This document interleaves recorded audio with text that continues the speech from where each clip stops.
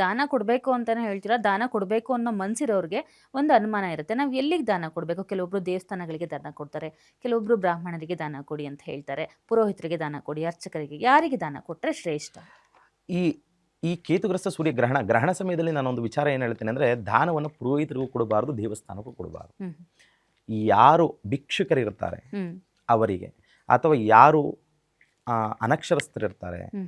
ಅಥವಾ ಯಾರು ತುಂಬ ಕಡು ಬಡವರು ಇರ್ತಾರೆ, ಕಷ್ಟದಲ್ಲಿರ್ತಾರೆ ಅವ್ರಿಗೆ. ಕಷ್ಟದಲ್ಲಿರ್ತಾರೆ, ಅಥವಾ ನಿರ್ಗತಿಕರು ಯಾರಿರ್ತಾರೆ, ಹ್ಮ್. ಅಂಥವರಿಗೆ ತಿಳಿಯದೆ ಹ್ಮ್. ನೀವು ಇಲ್ಲಿ ದಾನ ಹೇಳ್ತಿರ್ತಕ್ಕಂಥ ವಸ್ತುನೇ ಕೊಡಬೇಕು ಅಂತಲೂ ಇಲ್ಲ. ಹ್ಮ್. ಅದ್ರ ಜೊತೆ ನೀವು ಎಕ್ಸ್ಟ್ರಾ ನಿಮ್ಮ ಕೈಯಲ್ಲಿ ಆಗ್ತಕ್ಕಂಥದ್ದು, ನಿಮ್ಮ ಕೈಯಲ್ಲಿ ಎಷ್ಟು ಅನುಕೂಲವಿದೆಯೋ ಅಂಥದ್ದು, ಈ ಅನ್ನದಾನವನ್ನು ಮಾಡಿಸ್ತಕ್ಕಂಥದ್ದು, ಅದರಿಂದ ಆ ವಸ್ತುಗಳನ್ನ ಬಳಸಿ ಅನ್ನದಾನವನ್ನು ಮಾಡಿ ಕೊಟ್ಟಾಗ್ಲೂ ಅದು ದಾನವಾಗಿ ಅರ್ಪಣೆ ಆಗುತ್ತೆ.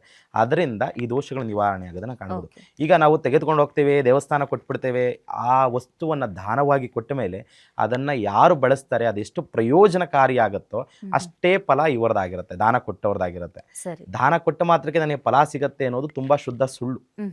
ದಾನದಿಂದ ಫಲ ಯಾವ ರೀತಿ ಪಡಿಬೇಕಂದ್ರೆ, ಅದು ಸರಿಯಾಗಿ ಪ್ರಯೋಜನವಾದಾಗ ಅದರ ಫಲವನ್ನು ಪಡಿತಾರೆ. ಓಕೆ. ಇನ್ನು ಮೇಷರಾಶಿ ಆಯಿತು. ವೃಷಭ ರಾಶಿಯವರಿಗೆ ಯಾವ ರೀತಿ ಫಲಾಫಲಗಳಿದೆ? ವೃಷಭ ರಾಶಿಯವರಿಗೆ ಈ ರೀತಿಯ ಈ ಬಾರಿ ನೋಡೋದಾದ್ರೆ ಆರೋಗ್ಯವಾಗಿ ತುಂಬಾ ಪ್ರಭಾವ ಇದೆ. ಹ್ಮ್. ಆರೋಗ್ಯದ ವಿಚಾರವಾಗಿ ಇವರು ತುಂಬಾ ಕಾಳಜಿಯಿಂದನೂ ಇರಬೇಕಾಗತ್ತೆ. ಓಕೆ. ಯಾತಕ್ಕೆ ಅಂದ್ರೆ ವೃಷಭ ರಾಶಿ ಶುಕ್ರ ಇದ್ದಾನೆ. ಹ್ಮ್. ಕಲಾ ಮಾಧ್ಯಮದವರಿಗೆ ತುಂಬಾ ಸಮಸ್ಯೆ ಆಗ್ತಕ್ಕಂಥದ್ದನ್ನ ಕಾಣ್ಬೋದು. ವೃಷಭ ರಾಶಿ ಶುಕ್ರನ ಒಂದು effect ಶುಕ್ರನ ಇದೆ. ಎಫೆಕ್ಟ್ ಇರೋದ್ರಿಂದ ಕಲಾ ಮಾಧ್ಯಮದವರು ತುಂಬಾ ಜಾಗರೂಕತೆಯಿಂದ ಇರಬೇಕಾಗತ್ತೆ. ಇವರು ಮಾಡ್ಕೊಬೇಕಾಗಿರ್ತಕ್ಕಂಥ ಪರಿಹಾರ ಅಂತಂದ್ರೆ, ಹಾಲನ್ನ ಹ್ಮ್.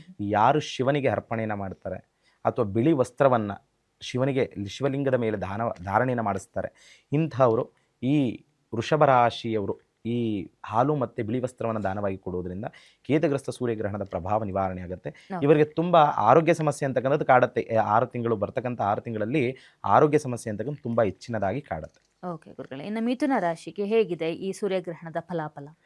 ಮಿಥುನ ರಾಶಿಯವರು ಬಂದು ಬುಧ ಅಧಿಪತಿ. ಹ್ಮ್. ಈ ಚಂದ್ರಗ್ರಹಣ ಸಂಭವಿಸಿತ್ತು, ಹೌದು. ಹೌದಲ್ವಾ? ಹೌದು. ಈ ಸಮಯದಲ್ಲಿ ಏನಾಯ್ತಂದ್ರೆ, ಮಿಥುನ ರಾಶಿಯವರಿಗೆ ಮನಸ್ತಾಪಗಳು, ಜಗಳಗಳು, ಕುಟುಂಬದಲ್ಲಿ ಕಲಹ, ಹ್ಮ್. ಅಥವಾ ಎಲ್ಲೇ ಹೋದ್ರೂ ವ್ಯಾಜ್ಯ ಅಂತಕ್ಕಂಥದ್ದು, ಯಾವುದೇ ಒಂದು ಸರ್ಕಾರಿ ಕೆಲಸಗಳಿಗೆ ಹೋದಾಗ ಅದು ಅಭಿವೃದ್ಧಿ ಆಗದಲ್ಲಿ ಇರತಕ್ಕಂಥದ್ದು, ಹ್ಮ್. ಅಡೆತಡೆಗಳು, ಈ Okay. ಥರದ್ದು ಏನು ಇಲ್ಲಿಯವರೆಗೂ ಸಮಸ್ಯೆಗಳನ್ನ ಎದುರಿಸ್ಕೊಂಡು ಬರ್ತಾ ಇದ್ರು, ಆ ಥರದ ಸಮಸ್ಯೆಗಳು ನಿವಾರಣೆ ಆಗೋದನ್ನು ಕಾಣ್ಬೋದು.